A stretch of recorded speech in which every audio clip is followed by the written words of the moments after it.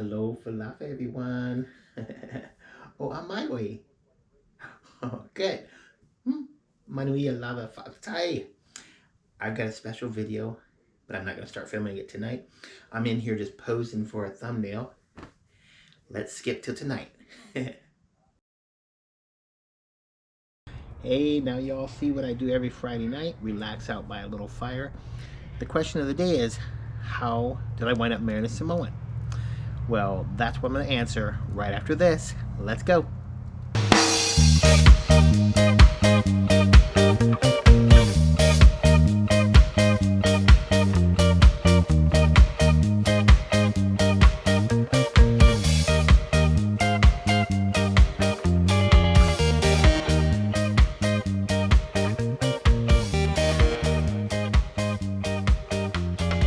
So I know a lot of you think that people like me and Eazy-E probably had lots of honeys when we were younger, and you're probably right.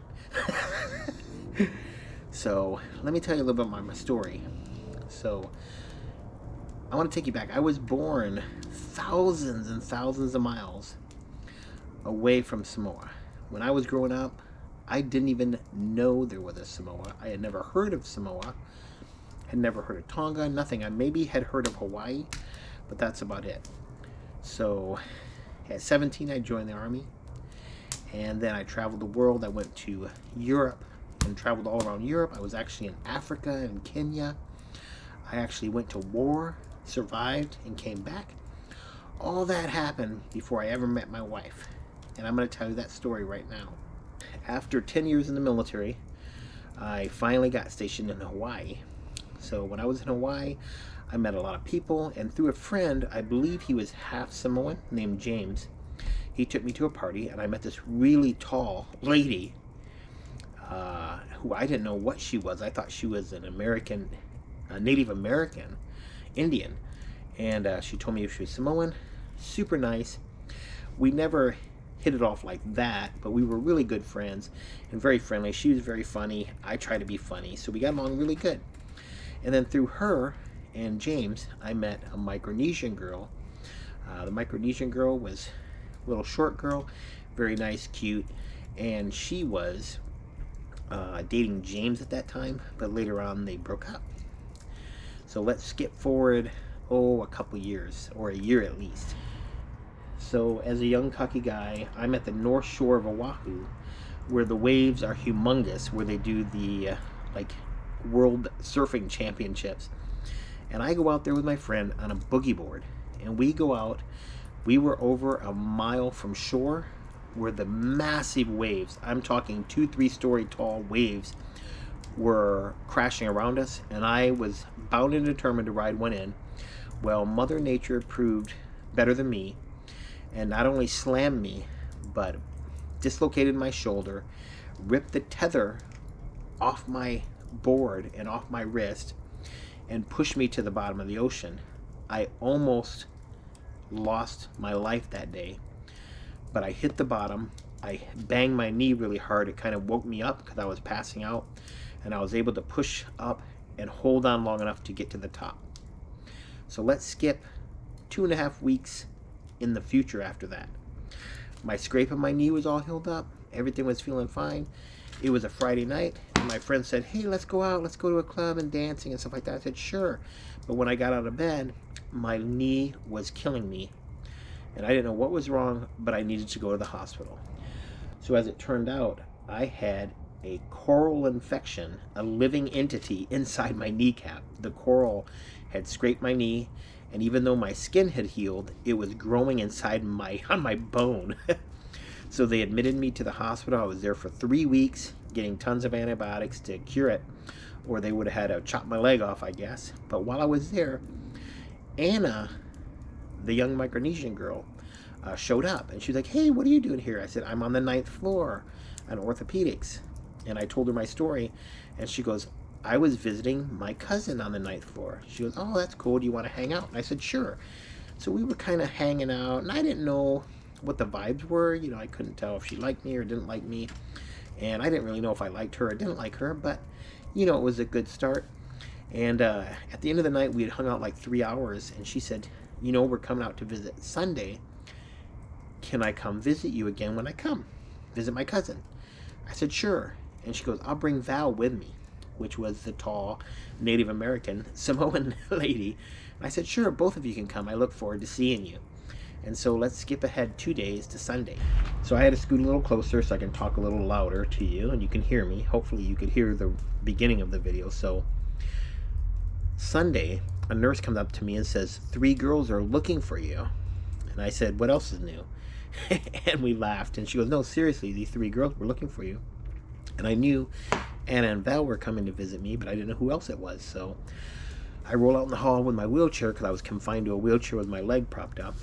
And there I saw Val and Anna and this one girl that had some short shorts on, a tank top that showed her belly, and long wavy hair that was probably some of the most beautiful hair I had ever seen.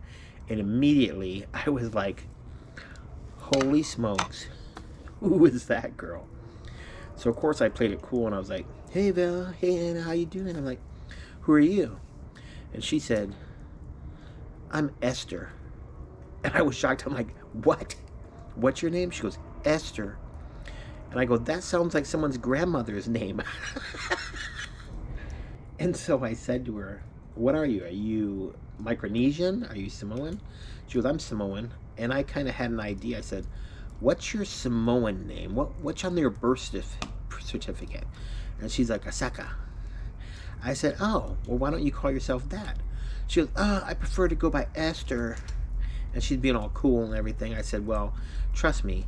I said, Asaka sounds so much better. I said, I'm going to call you Asaka. And she's like, okay. So we're walking through the hospital. We're going down to the snack bar and get some snacks.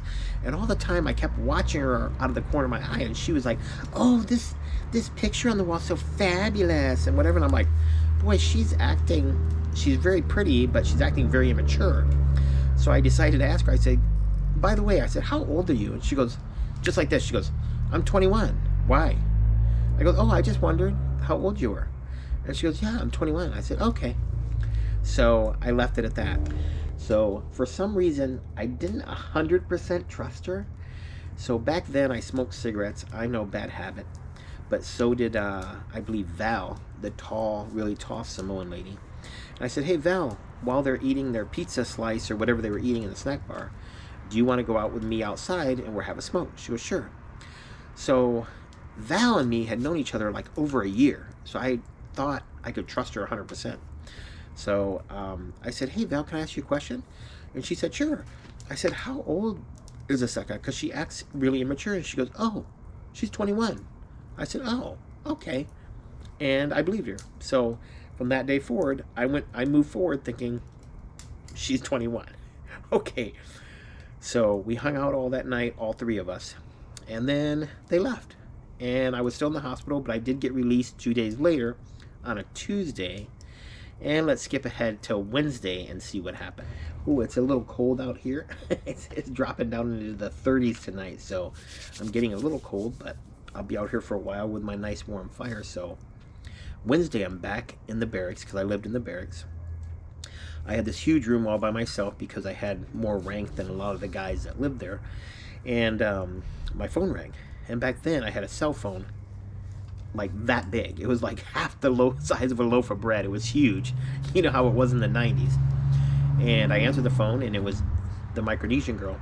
She goes, hey, we're bored. I said, who? She goes, me and Asaka, we're bored. Can we come hang out with you? I said, sure. I said, my leg's still sore, but I can probably make it there. Where are you at? And they told me they were at the Pearl Ridge Mall, which is in Oahu. And I said, I'll come pick you up there. So I drove out there and I picked them up. And I got in the front and kind of sat really close to me. And Aseta, my wife, was in the back. And I said, where do you guys want to go? She goes, we just want to drive around and do whatever you're going to do. I said, okay, let's go to the beach and have some fun today. But later on, I have to go back because I actually had a date that night. So my date that night was actually with a nurse I met in the hospital. and everyone, including myself, said she looked like a young Whitney Houston, so I was excited to go on a date with her, but I also wanted to spend time with my future wife, which I didn't know at that time. So we go there and we hang out, and everything's really cool, and it turns out I never went on that date. We actually hung out all day. I decided we were going to go to the Polynesian Culture Center, and my wife had some older clothes on that day. I said, "Would you want some? Do you have some? Do you want me to take you by your house?" She goes, "No, no, no, don't take me by my house." I'm like, "Okay." I didn't know why she didn't want me to. I said, well, "Let's go back in the mall, and I'll buy you some new shorts and some new socks," because the socks she had on were kind of dingy looking, and I just felt bad for her. And I was thinking in my mind, gosh, this young lady is probably pretty poor, because she's got some really old socks on. Not to embarrass my wife, but that's kind of life sometimes, when you grow up in a family that doesn't have a lot of money, like I did as well when I was a kid. So we actually got back before Anna, and we actually had met Val there too, and they were doing more shopping. We were there, and she was playing with her friend's purse. I said, "You shouldn't do that." And she was looking at her friend's purse and found some mascara. And then she kept looking at me. I said, is your friend okay with you messing with her stuff in her purse?" She goes, "Oh yeah, we're best friends." And she kept staring at me. I'm like, "What are you looking at?" She goes, "You have really long eyelashes. Can I put some mascara on them just to play with your eyes?" I'm like, I guess, because we're kind of like flirting, I guess. And so she did it, and after like the second stroke, she poked me in the eye with the mascara, and I was like, "Oh my gosh, my eye, my eye." So needless to say, I was pretty mad at her right then, because it really hurt, and it started stinging about 5 minutes later when everyone was in the car, and it started burning more and more as we got to the Polynesian Culture Center, and we went on rides. So I can't remember where everyone else went, but me and my wife went on the boat ride, and it just so happened we were coming up to some like a bridge where they were taking pictures. We didn't even know that, but before we got there, my wife kept looking at me. She goes, "Your eye okay?" I said, "Yeah." And then I was like blinking. I'm like, "It'll be okay." She goes, "Let me see it." I'm like, "It's good." She goes, "Let me see it." As I turned to her and she pulled my skin down, she looked at it like that, and then she came really close, and our eyeballs were like that close looking at each other. And I don't know what it was that came over me, but that's when I just kissed her. And I think you've seen that picture before if you've watched our other videos of our first kiss. And skipping ahead to our whole life, since that day I kissed her, we've never been with anyone else. And I've never loved anyone else since that day. So, to get back to the story, so after that day, we spent a lot of time together. So I had been in the hospital 3 weeks. I was ready to go back to work, so I couldn't be with her every day. But every weekend I was off for like 3 weekends in a row. We went to the movie theater. We kissed some more and whatever, because she's 21, right? I'm an adult. She's an adult. And we did whatever we wanted to. And in my heart, I didn't tell her this, but I'm like, oh my gosh, I could love this girl. She was so silly and fun. And every time she got in my car, she had no respect for my car. She took her shoes off, put her bare feet up on my dash or 1 foot out the window. It would turn my music up loud without asking me, and like me singing like Snoop Dogg songs or something. But something about her hair and her eyes and her cocoa butter skin, just, I loved it. I mean, both my mom and my sister are like milky white like me, blonde hair, blue eyes, and I always wanted something different.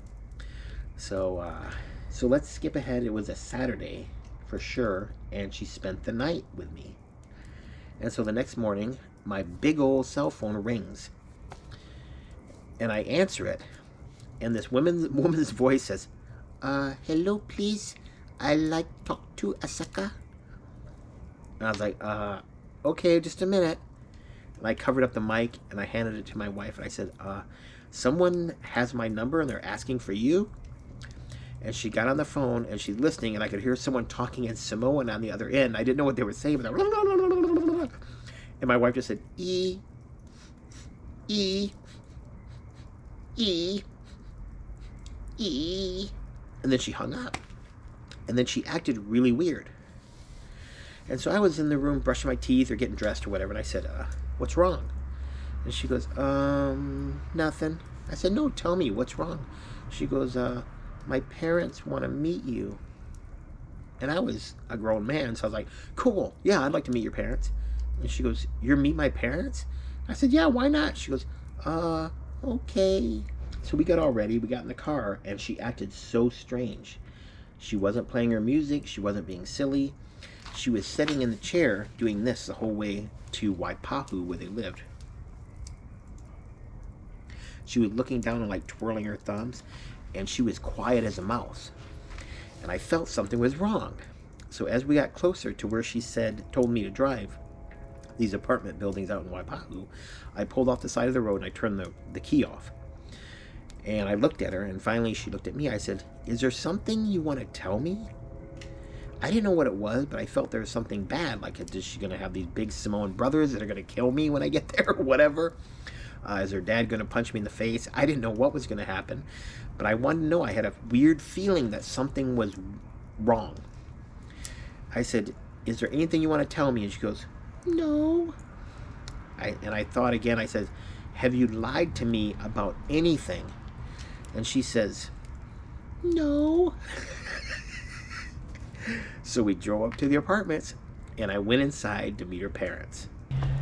So when we went to the door, her mom answered the door, and there was another lady in there.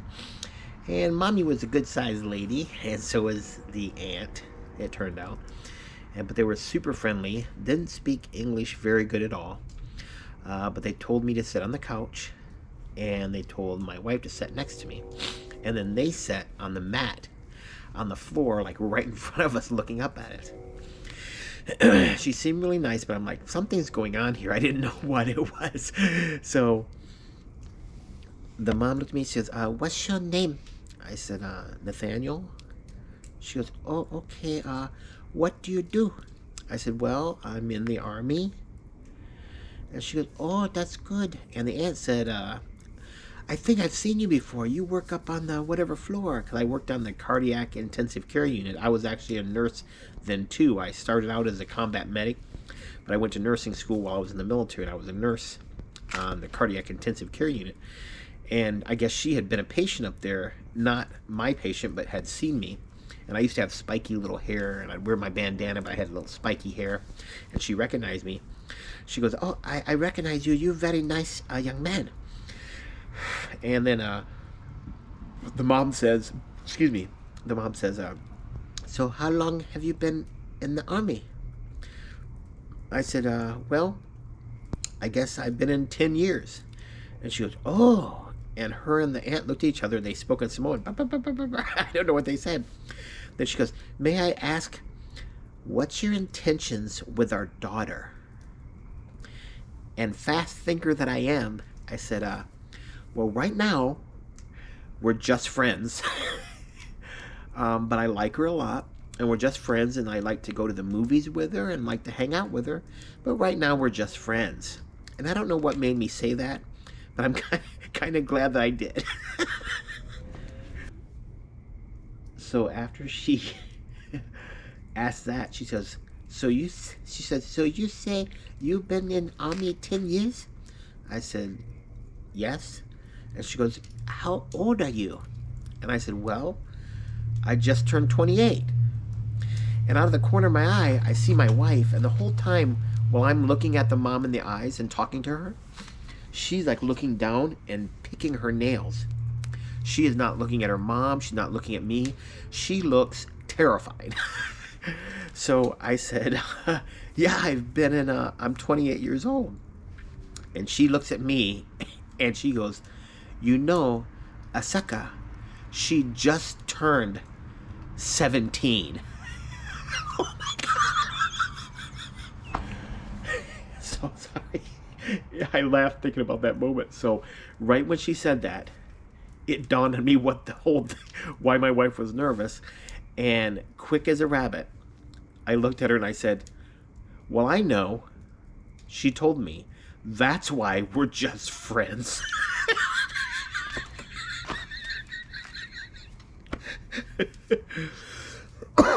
But anyway, she says, okay, well, I think you're a very nice man, and it's okay for you to see my daughter. I'm like, oh, okay. And then the phone rings, and then she talks in Samoan to somebody, and she goes, here, the phone's for you. I'm like, the phone's for me? Who's calling me here? I'm thinking in my mind. She goes, it's her uncle from Samoa. He wants to talk to you. So I get on the phone. This uncle, I say, hello. He goes, hello, what's your name? I said, Nathaniel. He goes, oh, my name is whatever it was. And he goes, what's your intentions with my granddaughter or my niece? And I said, well, we're just friends for now. He goes, oh, okay. And he asked me what I did, and we talked for a couple minutes. Then I handed them back to the mom, and she talked to him in Samoan for a couple minutes, and then she hung up. She goes, he likes you. I said, okay, thanks. And then she goes, let me go get Aseka's dad. So that made me a little nervous. So just, my wife was tiny when I met her. She's like 105 pounds. And the mom was kind of big. And so was the aunt at that time. And the dad, I just pictured this massive, huge guy. And she went outside and came back. I guess he was working on their car engine.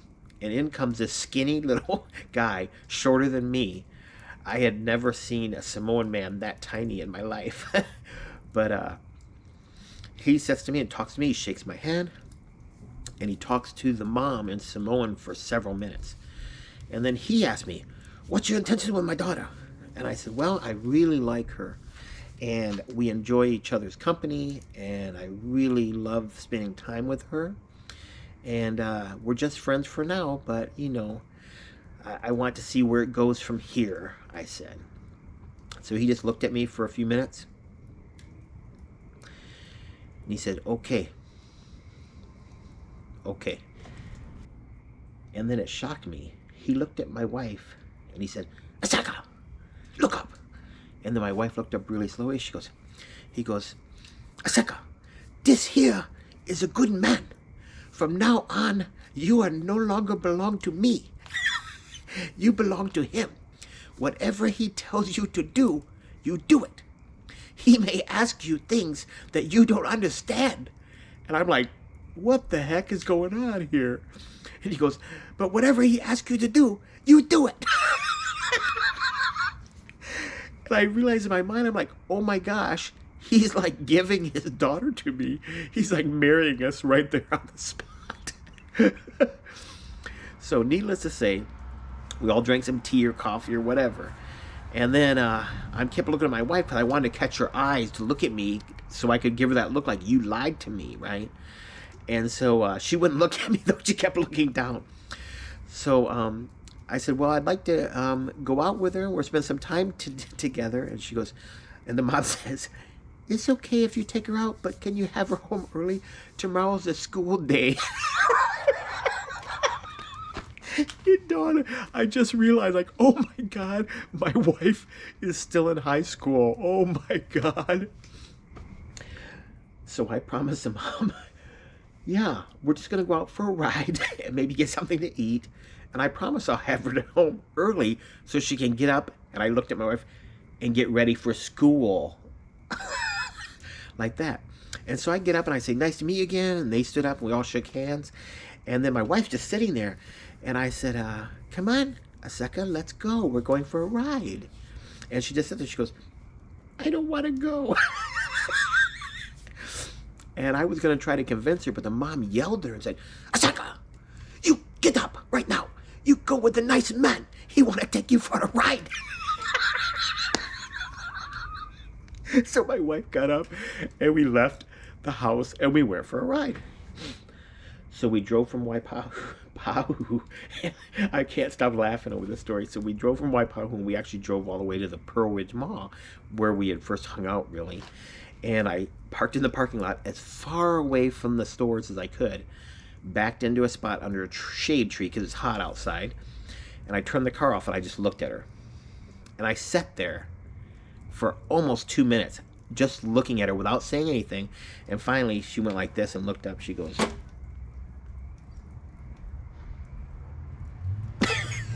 and I said, why did you lie to me?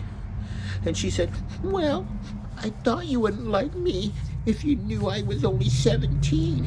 And I said, you're right, I wouldn't have liked you because it's illegal.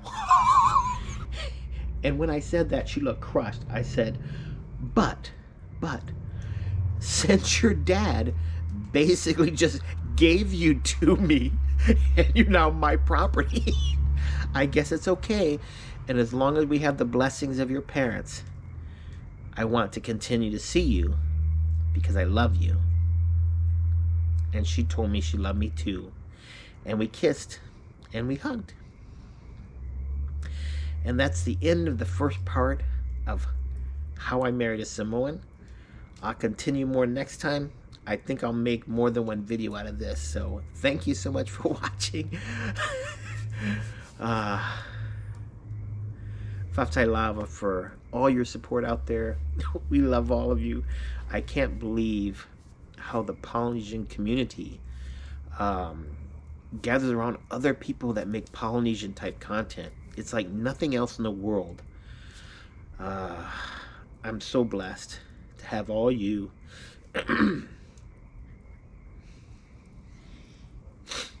As my friends.